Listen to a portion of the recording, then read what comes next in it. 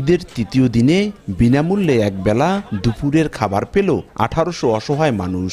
সোমবার দুপুরে মাদারীপুরের শিবচর উপজেলার বিভিন্ন পয়েন্টে অসহায় দুস্থ, প্রতিবন্ধী ও হতদরিদ্র মানুষের মাঝে তুলে দেয়া হয় এই খাবার। বিনামূল্যে খাবার পেয়ে খুশি অসহায় মানুষেরা।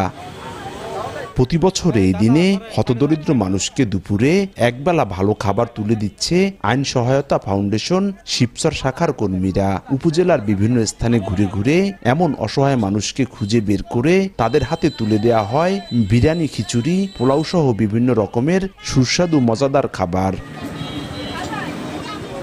সারা দেশে এমন মহতি কর্মকাণ্ড চালিয়ে যাচ্ছে সংগঠনের কর্মী ও স্বেচ্ছাসেবক। আগামীতেও অসহায় মানুষের পাশে থেকে দেশের কল্যাণে কাজ করে যাওয়ার কথা জানান আইন সহায়তা ফাউন্ডেশনের কেন্দ্রীয় কমিটির পরিচালক। নির্বাচন পর্যবেক্ষণ, বিভিন্ন সময় দুর্যোগ এবং মহামারী সময় আমরাও তাদের পাশে থেকে সরকারের সর্বক্ষেত্রে কাজ করে যাচ্ছি।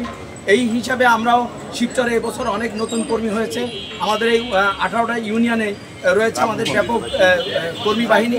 আমরা চাই যে এই সুস্থ সুন্দরভাবে সংগঠনের নীতি এবং আদর্শে অনুপ্রাণিত হয়ে আমাদের এই যে আজকে উপস্থিত এই সংগঠনের নির্বাহী পরিচালক, তার দিক নির্দেশনা এবং গঠনতন্ত্র অনুযায়ী আমরা আমাদের আগামী দিনে কার্যক্রম করে যাব। সংগঠনের কেন্দ্রীয় কমিটির নেতা MM আব্দুল হক জানান, সুবিধা বঞ্চিত মানুষের অধিকার ফিরিয়ে দেওয়ার লক্ষ্যেই বিরতিহীনভাবে কাজ করে যাচ্ছে তাদের এই সংগঠন।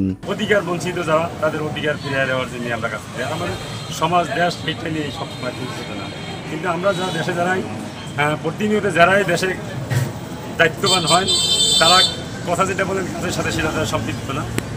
কথা বলেন যে যখন আসেন তখন আবার কাজ করার সময় অন্য কিছু বলেন। যেমন আমাদের এখন যারা আসছে, এখন যারা দেশ পরিচালনা করতেছে, দেখেন তারা কিন্তু একসময় একবেলা ভাতও খাইতে পারে না। অনেকে আছে, অনেকে আমার কাছে অনেকেই উদাহরণ আছে, কিন্তু তারা এখন বাড়ি গেলে অনেক কিছু মানে। সংগঠনের শিবচর শাখার সভাপতি অ্যাডভোকেট নাজমুল হক বাবুর সভাপতিতে এতে উপস্থিত ছিলেন জামায়াতে ইসলামী শিবচর শাখার আমির সরোয়ার হোসেন, প্রাথমিক সহকারী শিক্ষক সমাজের সাধারণ সম্পাদক নুরে আলম সিদ্দিকী রবিউল সহ অনেকেই। সঞ্জয় কর্মকার, অভিজিৎ, সময় সংবাদ, মাদারীপুর।